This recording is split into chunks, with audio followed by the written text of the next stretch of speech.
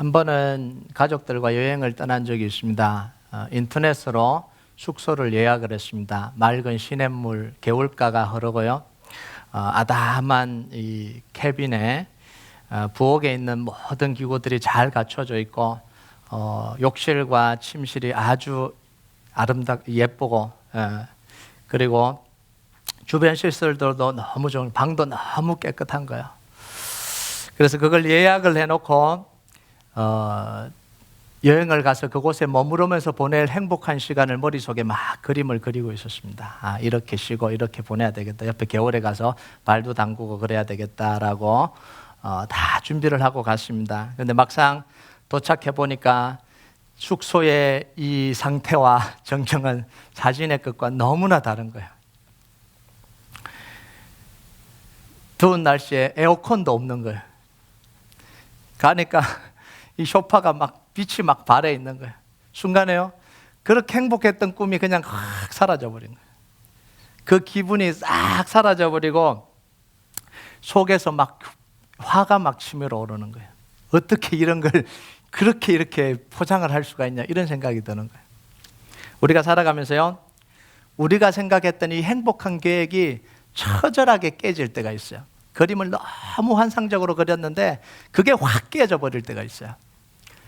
자기가 잘못해서 자기가 실수로 한 일이라면 좀 덜 억울하기도 합니다. 전 더 억울하고 그랬어요. 제가 클릭을 했거든요. 내가 보고 내가 선택을 했으니까 그래도 좀 덜 억울해요. 그런데요, 누군가가 내 행복을 망쳐버렸다고 한번 생각해 보세요. 내가 꿈꾸고 있는 이 행복을 누군가가 의도적으로 망쳐버렸다고 한번 생각을 해보세요. 얼마나 화가 나는 일이에요.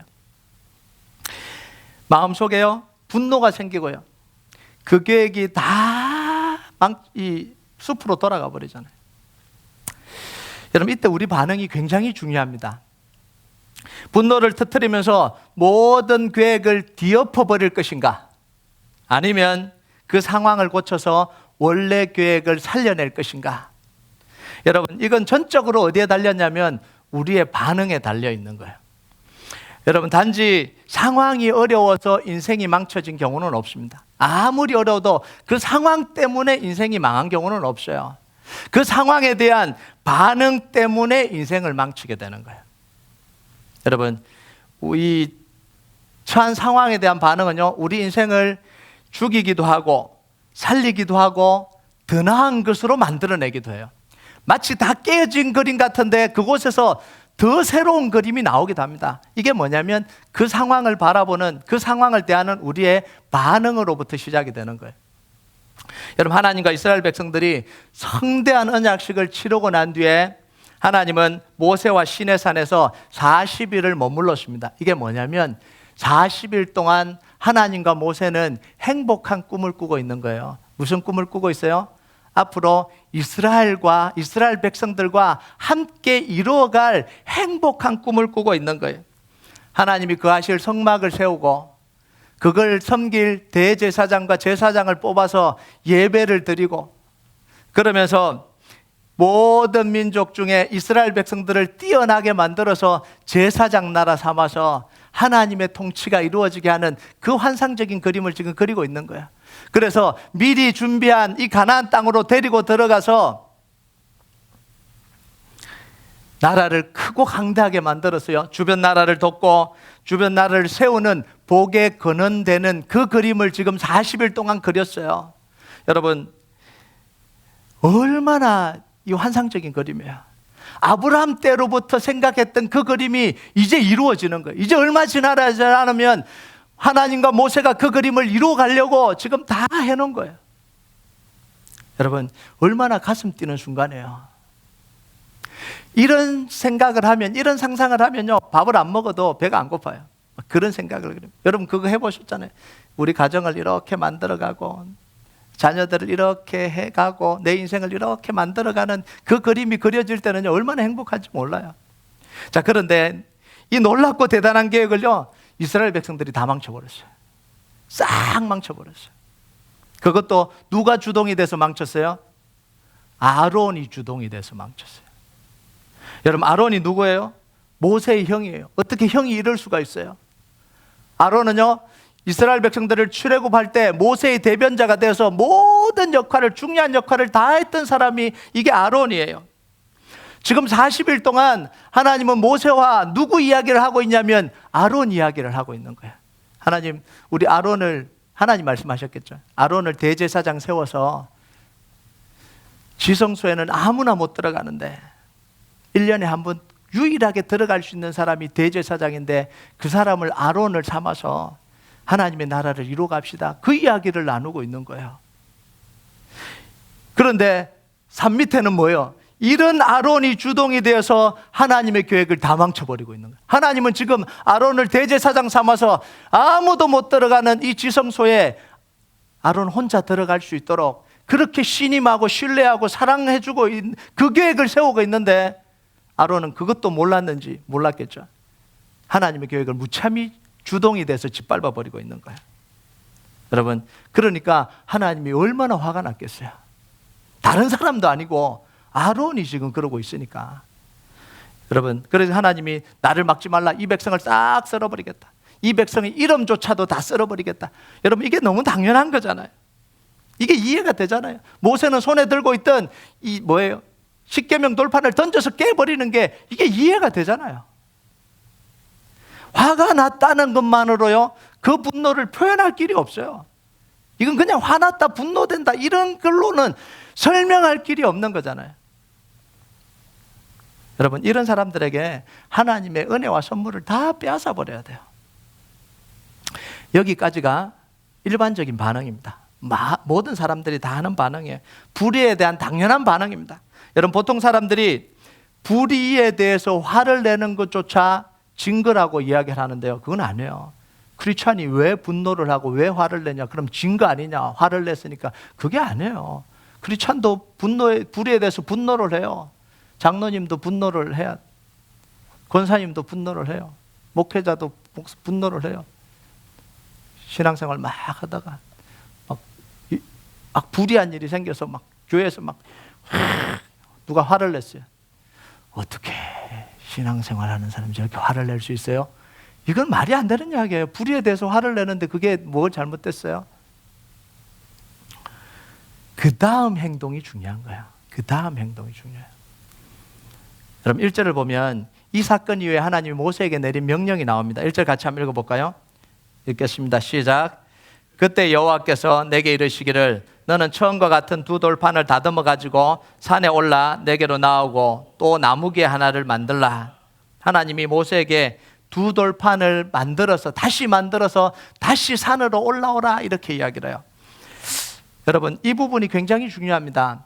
이스라엘 백성들의 범죄로 말미암아 십계명 돌판이 깨져버렸어요. 이게 무슨 이야기냐면 십계명 돌판이 깨졌다는 건 하나님과의 언약이 깨져버렸다, 이런 이야기예요. 하나님이 주시려고 하는 축복과 은혜가 다 깨져버렸다, 이런 이야기예요. 취소됐다, 이런 이야기입니다.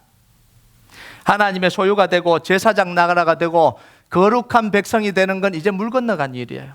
이제는 다 깨져버린 거예요.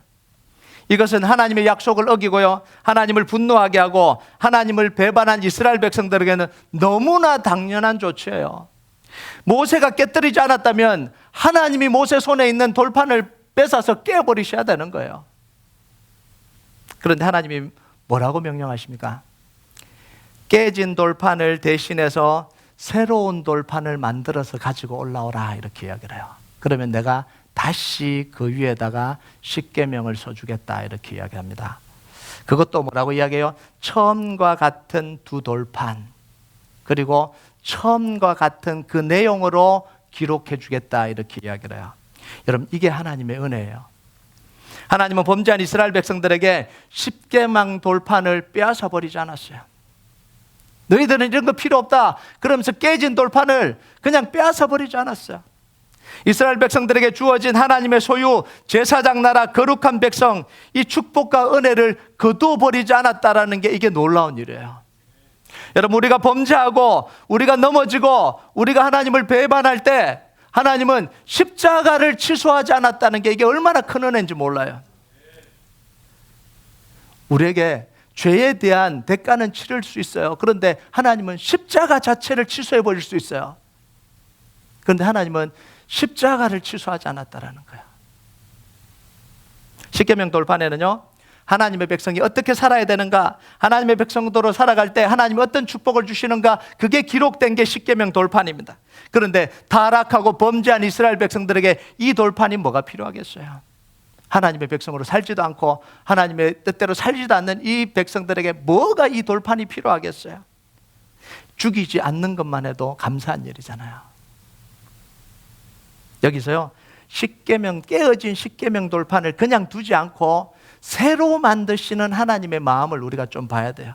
십계명 돌판을 깨어진 채로 그냥 가나안 땅은 들어가게 해줄 테니까 잘 먹고 잘 살아라 그러실 수 있잖아요. 그런데 왜 굳이 깨어진 이 십계명 돌판을 처음 것과 같이 왜 새로 만드시냐는 거예요. 여기 하나님의 놀라운 이 계획이 들어가 있어요. 여러분, 하나님은 지금 범죄한 이스라엘 백성들을 보고 계신 게 아니라 회복된 이후의 이스라엘 백성들의 모습을 보고 계시는 거예요. 여러분, 지금 타락하고 범죄한 이스라엘 백성들에게는 십계명 돌판이 필요가 없습니다. 뭐가 필요하겠어요? 그런데 회개하고 돌이키고 회복된 이스라엘 백성들에게는 이 십계명 돌판이 필요한 거예요. 하나님의 약속과 은혜와 하나님의 이 말씀이 필요한 거예요. 그러니까 지금 하나님은 타락한 순간을 보고 계신 게 아니라 회복된 순간을 보고 계시는 거예요. 하나님은 우리를 보실 때 늘 타락한 순간을 보고 계시는 게 아니라 회복될 순간을 보고 계시는 거예요. 그래서 하나님은 회복의 하나님이에요. 여러분 믿으셔요? 이게 너무너무 중요한 거예요. 여러분, 사람들에게 왜 회복이 잘 안 일어나는지 아십니까? 사람들은 깨어진 순간에 집중하기 때문에 그래요. 모든 걸 다 깨어진 순간에 집중을 합니다. 그 순간에 화를 내고 분노하고 파괴하고 끝장내버리는 거예요. 그 순간에 끝장내버리는 거예요. 다음을 생각하지 않습니다. 이후는 더 이상 없다라고 이야기합니다. 네가 나를 배신해, 끝장내자, 이렇게 이야기하는 거예요. 그잖아요. 내가 그렇게 사랑해줬는데 네가 나를 배신해, 오늘 나랑 너랑 끝장내자는 거예요. 이후는 없어요. 네? 내가 지금까지 너에게 쏟아준 것조차도 아깝다. 취소해, 취소. 내가 지금까지 너에게 말해준 것조차도 다 취소해, 취소. 오늘 끝장내버리는 거예요, 끝장. 그런데 하나님은 회복된 이유를 생각하시는 분이에요. 이게 우리 하나님이에요. 하나님께로 가면 회복되는 거예요. 여러분, 십자가는요, 깨어진 순간에 집중하지 않습니다. 회복된 이유에 집중하는 게 바로 이게 십자가예요. 여러분, 깨어진 순간에 집중하면 십자가가 필요하나요? 안 필요하잖아요. 징벌을 내리고 심판을 내리면 되는데 하나님은 깨어진 이 사람들을 통해서, 범죄한 사람들을 통해서 내미신 게 뭐냐면 징벌과 끝장내버리는 게 아니라 십자가를 내미신 거예요. 왜요?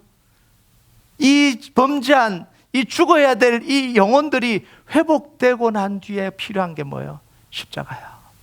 회복을 위해서 필요한 게 십자가예요. 그래서 심판을 내미시는 게 아니라 십자가를 내미시는 거예요. 회복을 생각하기 때문에. 여러분, 예수님도 베드로에게 회복 이후를 말씀하세요. 회복 이후의 일을 말씀하세요.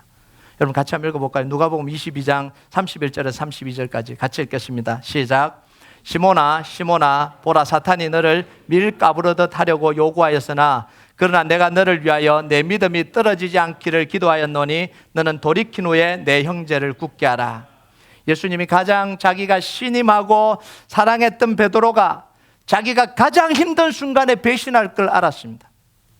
예수님이 가장 힘들고 가장 베드로를 필요할 때 베드로는 배신할 걸 예수님이 알고 계셨어요. 그런데 배신할 것에 집중하지 않으시고 어디에 집중해요? 회복된 이후에 집중하십니다. 너는 돌이킨 후에 내 형제를 굳게 하라. 우리 같으면 이랬겠죠. 네가 어떻게 그럴 수가 있냐? 내가 3년 동안 이 12명 중에 네를 제일 사랑했는데 어떻게 그럴 수 있냐? 넌 배신하기만 하면 끝이야. 이렇게 해야 되는데 이렇게 하지 않으시고 그게 집중하지 않았어요. 그것도 말도 안 하세요. 그냥 이 한마디 하시고 끝내시잖아요. 새벽 다구 울기 전에 네가 나를 3번 부인하니라. 그리고 하시는 말씀이 뭐냐면 돌이킨 후에 너는 형제를 굳게 하라. 돌이킨 후에. 아버지가 둘째 아들과 헤어지는 모습을 한번 보세요. 탕자와 헤어지는 모습을 한번 보세요. 아버지가 죽기 전에 자기가 받을 유산을 미리 달라고 그럽니다. 이건 너무 잔인한 행동이잖아요. 아버지를 무시하는 거예요. 배은망덕한 아들이잖아요. 그러면서 그 유산을 가지고 집을 나가버립니다. 아버지가 싫다고 집을 나가버립니다. 집을 나가는 아버지 뒤통수에 아버지는 이 배은망덕한 놈아 나가 죽어라. 너 같으면 호적에서 다 파버린다. 이렇게 하지 않았어요. 다시 돌아오기만 해봐라. 얼굴도 보기 싫으니까 절대로 돌아오지 마라. 이렇게 하지 않았어요. 침묵합니다. 나가는 모습을 보면서 침묵해요. 왜요? 회복하고 돌아올 길을 열어놓고 있는 거예요. 이 아들이 회복하고 돌아올 수 있는 길을, 이후의 길을 지금 열어놓고 있는 거예요. 이게 아버지예요. 여러분, 만약 탕자가 나갈 때요, 이 배은망덕한 아들아, 넌 나가 죽어야 된다. 너 같은 놈 호적에서 파버린다. 내가 다시는 네 얼굴 보는 줄 아나? 그렇게 해보세요. 대짐지음 열매 먹으면서 아들이 집으로 돌아오려고 생각했다가도 못 돌아가는 거예요. 아버지 그 말 때문에 못 돌아가는 거예요. 미안한 마음도 있는데 그 아버지 말이 생각이 나서 못 돌아가는 거예요. 그런데 이 아버지는요, 그 떠나는 아들 뒤통수에다가 아무 말도 하지 않아요. 그냥 기다립니다. 그리고 돌아오는 장면을 보면 아들이 돌아올 때 기별도 안 하고 왔는데 아버지는 기다리고 있어요. 나간 순간부터 늘 아들이 회복돼서 돌아올 걸 기다리고 있었다라는 이야기예요. 여기서 우리가 지혜를 좀 얻어야 되는데요, 헤어질 때가 중요해요. 헤어질 때가 같이 있을 때보다 더 중요한 게 헤어질 때예요. 헤어질 때 온갖 저주를 퍼부어버리면 회복의 길이 막혀버려요. 우리는 늘 헤어질 때 저주를 퍼부어요. 헤어질 때 침묵해야 됩니다. 이게 지혜예요. 헤어질 때 침묵해야 돼요. 오해로 헤어지든 누군가의 잘못으로 이 관계가 끝이 나든 조용히 침묵해야 돼요. 이게 지혜예요. 언제 어디서 어떻게 다시 만날지 몰라요. 어떤 모습으로 회복될지 몰라요. 오해가 있었기 때문에, 오해가 풀어졌을 때, 정말 그 오해를 알았을 때 회복해야 되는데 끝장내버리면 회복할 수가 없잖아요. 오해였는데. 그래서요, 오해로 헤어지든 관계가 깨어져 누가 잘못을 해서 헤어지든 끝날 때는 침묵하는 게 지혜입니다. 아멘 하셔요? 이게 지혜예요. 하나님을 닮은 우리는요, 회복을 생각해야 되는 사람이에요. 이게 그리스도인이에요.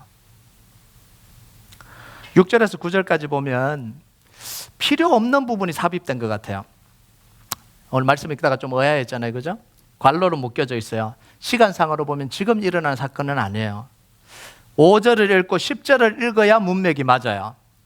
그냥 시간 순서로 맞아요. 그래서 6절에서 9절까지 끼워 놓은 거예요, 지금. 자, 그러면 왜 끼워놨을까요? 이해도 잘 안 되는 거, 읽어도 막 이해도 잘 안 되는 걸 왜 끼워놨을까요? 여기에 회복의 스토리가 들어있기 때문에 그래요. 금송아지를 만들어서 우상 숭배를 주도했던 이 아론 어떻게 됐어요?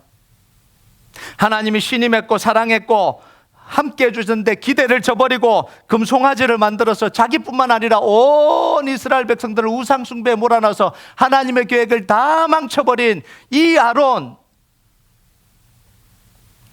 죽어야 마땅하잖아요. 그런데 이런 아론이 어떻게 됐어요?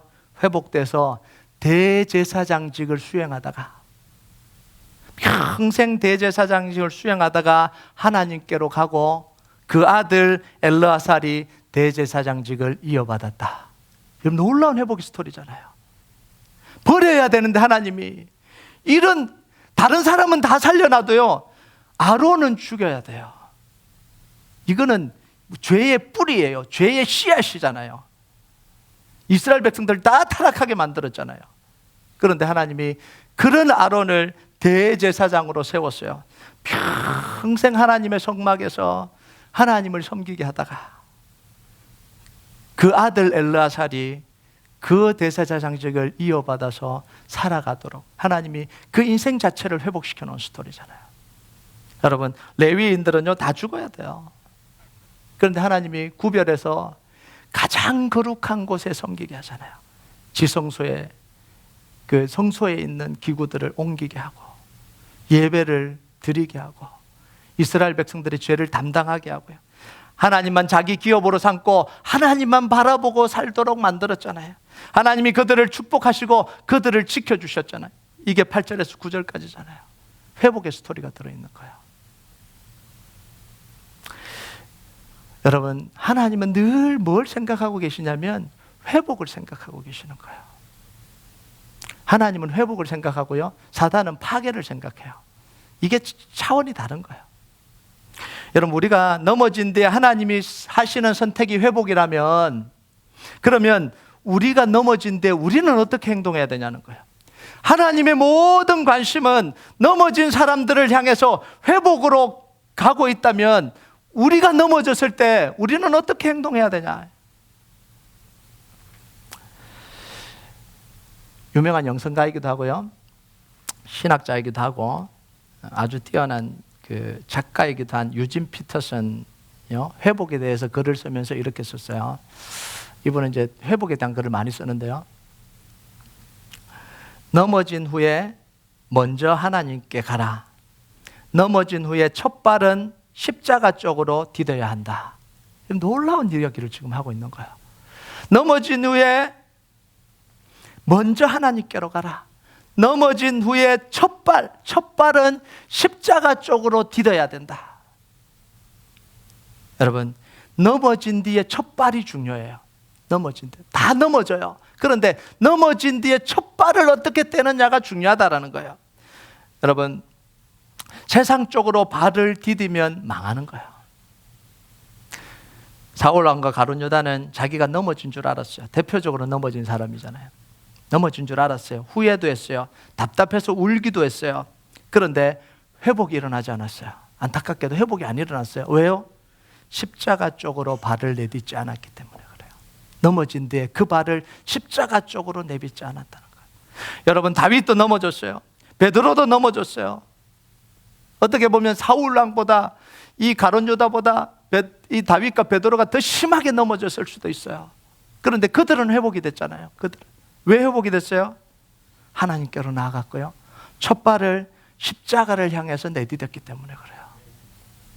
여러분, 방향이 이렇게 중요해요. 우리 모두는 십자가로 방향을 잡아야 돼요. 우리 그리스도인들은 모든 걸 십자가로 방향을 잡아야 돼요. 여러분, 탕자의 발걸음이 어디로 향해요? 아버지에게로 첫 발이 떼지니까 사는 거예요. 다른 데로 떼졌어 봐요. 죽었죠. 모세는요, 문제가 있을 때마다 첫 발이 어디로 떼져요? 성막으로 떼지잖아요. 성막으로. 다른 데 갔으면 죽었죠. 자기를 괴롭힌 사람을 그 집으로 갔으면 죽었죠. 가서 따져야 되겠다. 멱살 잡고 오늘 너랑 나랑 끝장내야 되겠다. 이러면 끝나는 건데 첫 발을 어디로 떼느냐면 성막으로 첫 발을 뗐다는 거예요. 여기 계신 목사님 한 분이요, 저한테 그런 이야기 하더라고요. 자기 이혼할 뻔했대요. 그래서 이야기를 들어보니까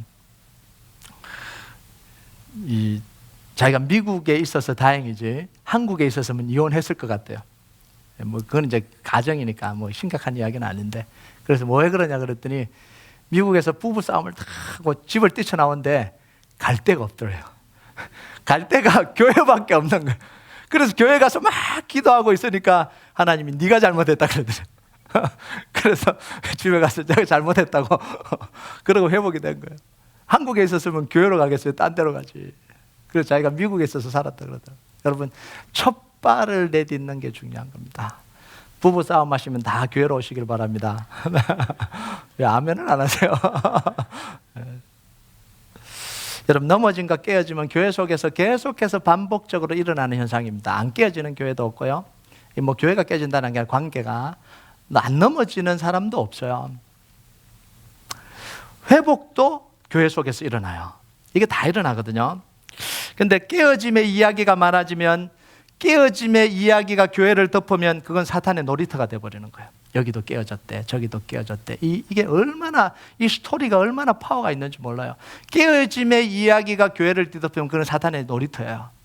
그런데 회복의 스토리가 많아지면요, 성령이 역사하는 교회가 되는 거예요. 여러분, 안 깨어지는 교회 없어요. 안 삐지는 교회 없어요. 안 틀어지는 사람 없어요. 그런데 중요한 건 뭐냐면 그 이야기로 교회가 넘쳐나면 그건 사탄의 놀이터에 완전히 잡아먹히는 거예요. 그런데 깨어졌음에도 불구하고 자꾸 회복하는 일, 회복하는 스토리가 일어나면 성령이 역사하는 거예요. 안 깨어지고 있는 게 아니에요. 깨어지고 있어요. 그래도 회복하는 스토리가 있기 때문에 교회가 살아나는 거예요. 여러분, 회복하는 스토리가 계속해서 일어나면 무너뜨리려고 하는 사탄의 계획이 힘을 잃어버리게 됩니다. 왜냐하면 무너뜨렸는데 회복시키거든요. 여러분, 잘 보면 알지만 회복하면 더 좋아져 버리거든요. 별로 안 좋던 사람도 살짝 기분이 안 좋았다가요, 딱 만나서 풀고 나면 더 좋아져요. 둘이 딱 붙어 다녀요. 단짝처럼 붙어 다녀요. 그러니까요, 사탄이요, 힘을 잃는 거예요. 이거 싹 깨워버리려고 그러다가 완전히 그냥 찰떡궁합처럼 붙여버린 거예요. 회복이 자꾸 일어나니까. 여러분, 교회 속에 하나님의 역사가 일어나는 건요, 안 무너지기 때문이 아니라, 안 깨어지기 때문이 아니라 하나님의 말씀으로 회복의 역사가 일어나기 때문에 교회 속에 성령의 역사가 일어나는 거예요. 그래서요, 이 교회 속에서요, 깨어지는 건 침묵해야 돼요. 집사님, 이런 분은 우리 교회 속에 없어요. 또 오해하지 마세요. 집사님, 저기 또 깨졌대. 저기 또 깨졌대. 저기 또 별로 마음이 안 맞대. 에이고, 잘 붙어 다니더니 또 저거 봐라, 저래 됐다. 이러고 다니면 교회는요, 문제가 있는 거예요. 침묵해야 되는 거예요. 들어도요, 이분 사이가 안 좋대. 침묵하세요. 그거는 아무런 도움이 안 돼요. 그냥 회복된 이야기만 하세요. 그러면 교회는 깨어지고 있어도 깨어진 것 때문에 타격받지 않잖아요. 회복된 것만 기뻐하는 거예요. 그러니까 얼마나 교회가 감사하겠어요. 여러분, 우리가 신앙생활하면서요, 깨고 무너뜨리는 곳에 이용당하지 말아야 됩니다. 깨는 사람이 있어요. 그 사람이 끼기만 하면 깨어져요. 참 신기하죠. 막 이렇게 문제가 있는데 싹 한 사람, 문제가 있는 게 아니라 있는데 한 사람이 딱 들어가면 확 깨져 버리는 수가 있어요. 어떤 사람은요, 붙여놓는 사람이 있습니다. 싹 이렇게 삐걱삐걱 하는데 그 사람이 들어가면 싹 본드처럼 붙어요. 여러분, 이게 사람들뿐만 아니라 목회자도 그래요. 교회가 문제가 있어서 누군가 파견하면 그 목사님만 가면 교회를 깨버리는 분이 있어요. 아니, 수습을 하고 이래야 되는데, 이 목사님 욕인가요?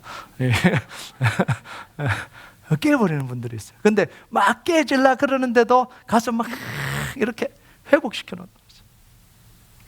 여러분, 그게 축복이에요. 붙여놓는 게 축복이에요. 여러분, 저도 그런 마음이 없는 줄 아세요? 목사님들하고 모임을 하다 보면요, 이런 생각이 들 때가 있어요. 깨버려야 되겠다, 이런 생각이 들 때가 있어요.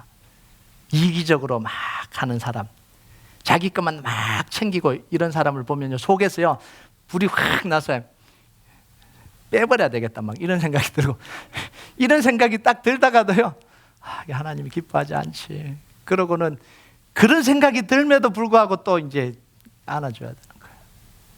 근데 놀랍게도요, 빼면 속은 좀 시원한데, 속은 시원한데요, 그 다음에 열매가 없어요. 계속해서 분열이 일어나요. 계속해서 깨어짐이 일어나요.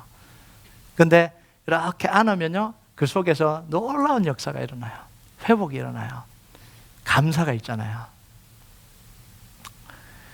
여러분, 정말 여러분의 인생이요, 회복하는 인생 되길 주님의 이름으로 축복합니다. 어디로 들어가든지 여러분이 들어가면 회복되는, 그게 정말 인생의 최고예요.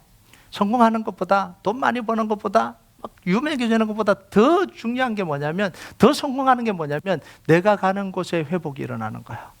이게 우리가, 하나님 우리를 부르신 이유예요. 화해자로 부르셨잖아요. 평화의 사도로 부르셨거든요.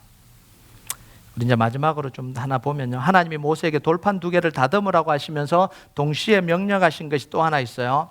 그게 뭐냐면, 하나님이 돌판을 만들 때 나무 상자 하나도 만들어라, 이렇게 이야기를 해요. 나무 궤, 이렇게 표현되어 있어요. 그 나무 상자 용도가 뭐냐면, 그 십계명 돌판을 넣어두는 게 용도예요. 자, 2절을 한번 볼까요? 그 이야기가 나옵니다. 2절 같이 한번 읽어봅시다. 시작. 내가 깨뜨린 초음판에 쓴 말을 내가 그 판에 쓰리니,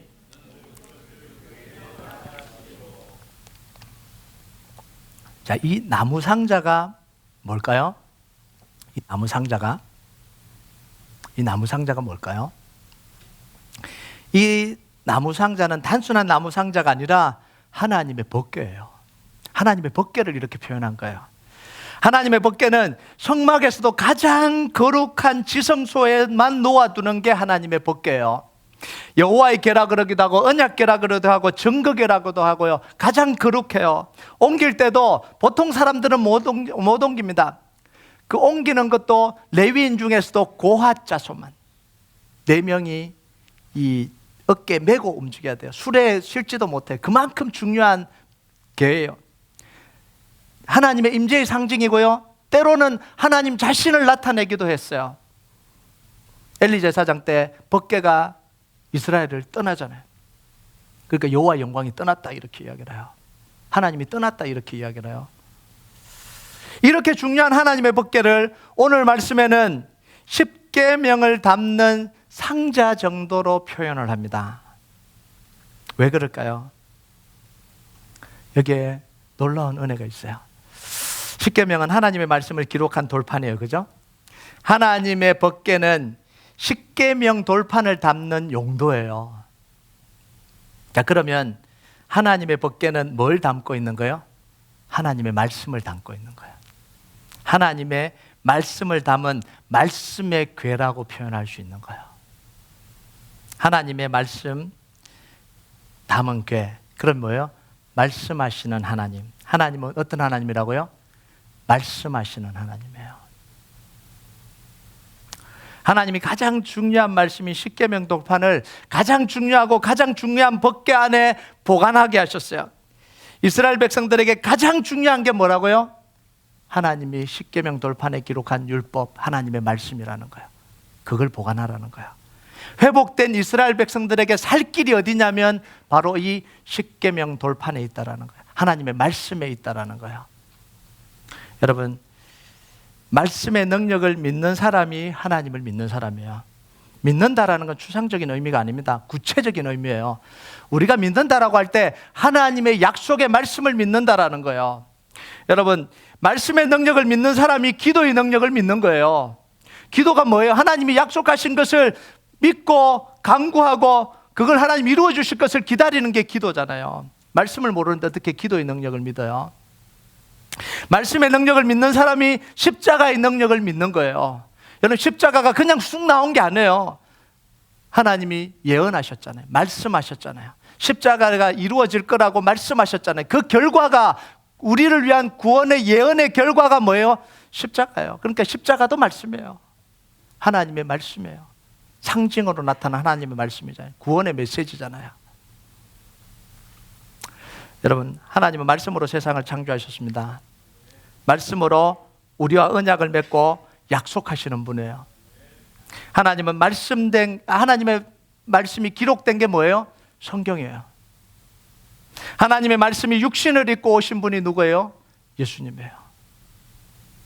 우리는 지금 예수를 믿어가는데 뭘 믿어가냐면 말씀과 함께 믿어가는 거예요. 말씀 없는 신앙생활은 신앙생활이 아닐 수 있어요. 아니다 그러면 안 되니까 아닐 수 있어요. 말씀 없는 십자가는요, 부적이 될 수 있어요. 하나님의 약속을 모르는데 그냥 십자가만 갖다 대면, 그래서 강시 영화라든지 드라큘라 영화 보면 이렇게 갖다 대잖아요. 그건 말씀이 없는 거예요. 약속이 없는 거예요. 그거는 신앙이 아니에요. 신앙은 뭐가 있어야 되냐면 반드시 말씀이 있어야 그게 신앙이 되는 거예요. 신앙, 말씀 위에 기도가 있는 거고요.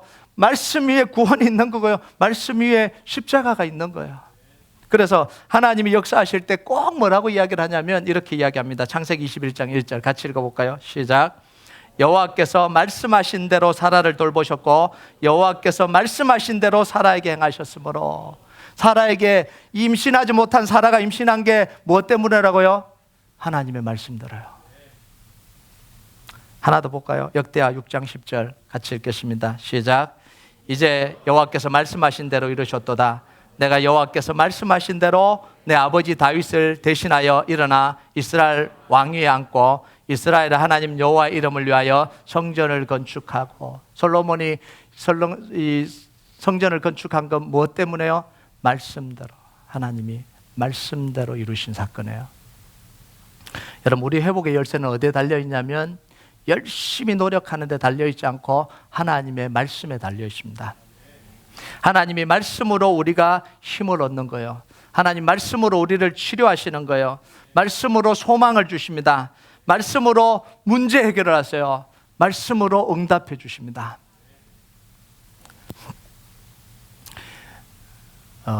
내년에 우리 교회가 집중할 게 교회 사랑이라고 제가 이야기를 했어요. 나의 사랑, 나의 교회가 될 거다. 하나님이 그렇게 마음을 주셨다라고 제가 한번 주일날도 이야기했나요? 금요일날만 이야기했나요? 하여튼 이야기를 했어요. 그래서 근데 이제 하나님께서 이 교회를 사랑하기로 하고 성도들이 교회 사랑하기를 원하는데 구체적인 것들을 안 주셨어요. 근데 최근에 하나님께서 말씀을 저희한테 주셨어요. 이러니까 막 신비하게 하는데 그런 건 아니에요. 기도하는 중에 하나님께서 마음을 주셔서 신명기 10장 20절에서 22절 우리 남자여 장로님 기도할 때 잠깐 언급하셨는데 그 말씀을 주시면서요, 내년에 하나님께 우리 교인들이 교회를 사랑하면서 할 구체적인 일들을 하나님께서 저에게 주셨어요. 그래서 기도하는데요, 우리 교인들이 구체적으로 내년에 교회를 사랑하면서 일어날 변화들이 그려지는 거예요. 변화들이. 우리 교인들이 교회를 사랑해서 이렇게 해가면서 우리 성도들이 받을 하나님의 은혜, 주신 하나님의 은혜와 축복, 가정 속에서 일어날 일들을 하나님께서 상상하게 하시고 그리게 하시고 보게 하시는 거예요. 여러분, 이게 말씀의 역할이에요. 말씀은 그냥 단지 주는 게 아니라 그 약속의 말씀을 주실 때 그 말씀을 묵상하면요, 그림이 그려져요. 실제로 하나님이 그 말씀을 통해서 일어날 일이 그림이 그려지는 거예요. 사실은 이 말씀이라는 게요, 다 그림 언어예요. 그림 언어예요. 여러분, 아브라함에게 아들이 없는 아브라함에게 뭐예요? 네 아들을 줄 텐데 네 자식을 통해서 하늘의 별처럼 땅에 이 바다의 모래처럼 될 거다. 이 지금 그림 언어를 그리고 계시잖아요. 너 좀 나와봐. 너 좀 나와봐. 하늘 봐. 밤에 불러내시잖아요. 그러면서 그림 언어를 상상하도록 만들어 주시는 거예요. 여러분, 이 말씀은요, 상상하게 하는 능력이 있어요. 여러분, 어렵고 힘들 때 하나님 말씀을 받으면요, 하나님이 그 말씀을 통해서 내 미래가 상상이 되는 거예요. 이 어려움을 겪고 이기면서 하나님이 어떤 일을 이루실지가 상상이 되는 거예요. 그걸 붙들고 기도를 하는 거예요. 그때 하나님의 역사가 우리가 그린 그림대로, 하나님이 주신 이 그림대로 이루어지는 거예요. 여러분, 우리 교회 속에 그게 지금 이루어지고 있는 거잖아요. 하나님께서 이 아이 못 낳는 우리 부모님들을 위해서 같이 기도하게 하실 때 이 그림이 그려진 거잖아요. 이 그림이. 이게 1년 반에 그려진 그림이에요. 그걸 갖고 기도할 때 하나님께서 이 그림을 1년 반 뒤에 지금 보게 하신 거잖아요. 이게 말씀의 역사예요. 여러분, 여러분이 기도하다가 그냥 기도하지 마시고요, 하나님 말씀 주세요라고 기도하세요. 말씀 주시면 하나님은 그대로 이루십니다. 그 말씀을 붙들고 기도하면요, 그림이 그려져요. 우리 인생이 어떻게 될지, 우리가 어떻게 걸어가야 될지 보이는 거예요.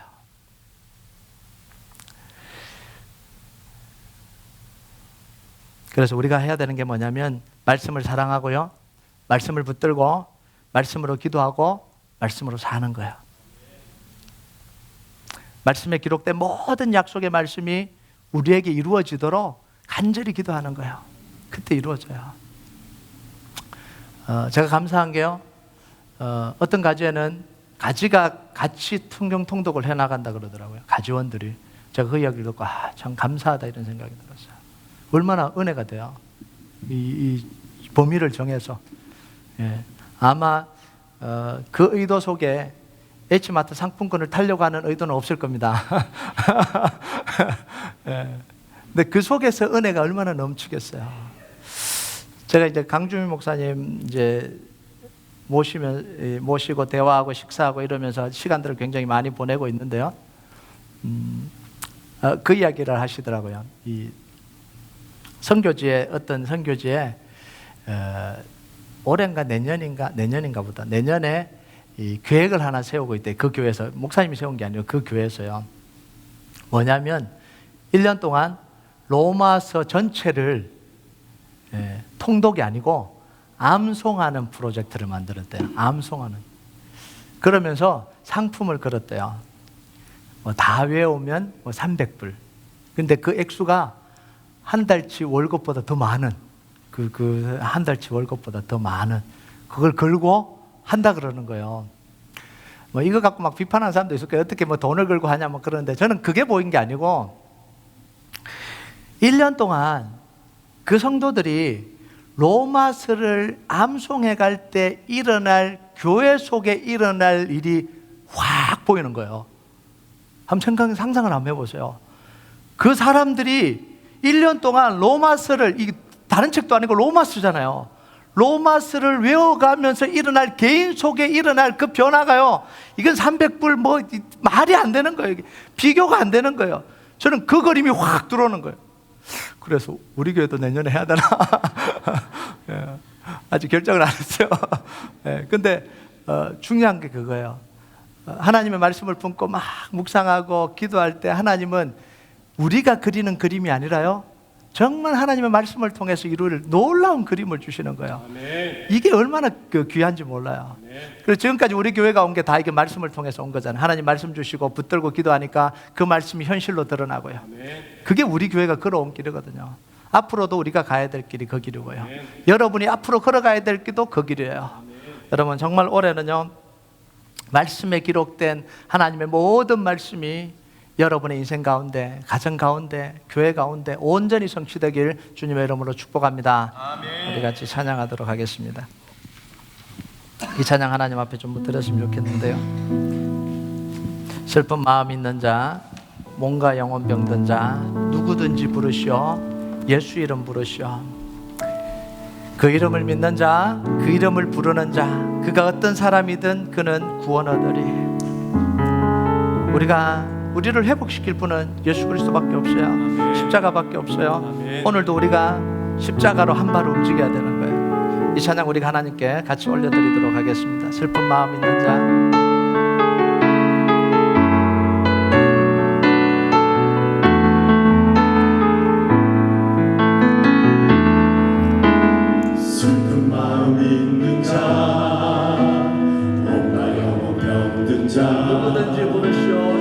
누구든지 부르시오. 예수 이름 부르시오. 그 이름을 믿는 자, 그 이름을 믿는 자, 그 이름을 부르는 자, 그가 어떤 사람이든 그는 구원 얻으리. 다시 한번 고백합시다. 슬픈 마음 있는 자, 슬픈 마음 있는 자, 영혼 병든 자, 누구든지 부르시오. 예수 이름 부르시오. 그 이름을 믿는 자, 그 이름을 믿는 자, 그 이름을 부르는 자, 그가 어떤 사람이든 그 구원 얻으리. 예수 온 능력의 이름, 예수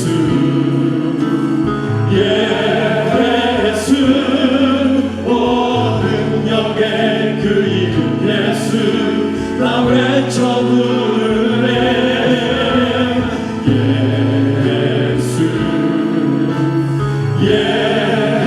예수 오